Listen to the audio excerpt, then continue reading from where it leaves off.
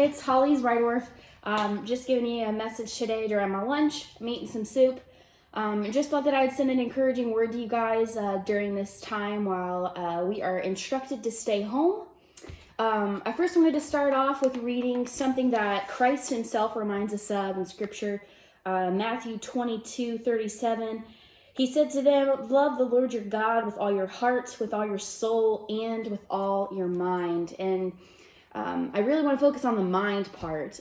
It can be very difficult, I know for myself included, to sit at home all day and not be sad or not be discouraged. And something that I think is very encouraging that we find in Scripture is that the mind plays a role in our faith in Jesus Christ, that we should set our minds on things above, and it actually reminds us of that in Colossians 3 verses 1 through 4.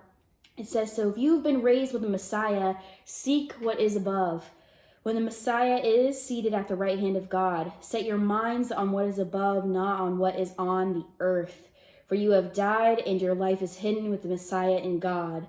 When the Messiah, who is your life, is revealed, then you also will be revealed with him in glory." And I just want to remind you, church, believer, that we are in control of our minds, and that we are to set them on the things that are above, to have an eternal perspective, to not be so overwhelmed and enthralled with the things that are happening on this earth, because we are reminded that it passes away, that God is in control of all things, and that our minds play a role in faith, that he instructs us to set our minds on things that are above.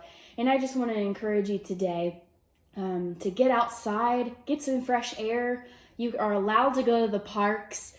Take hold of your mental health and do something that reminds you that God is in control, and life is not terrible right now.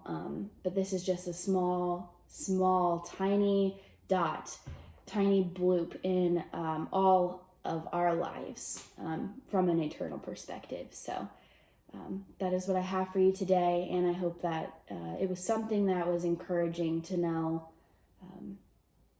that God is still in control, guys.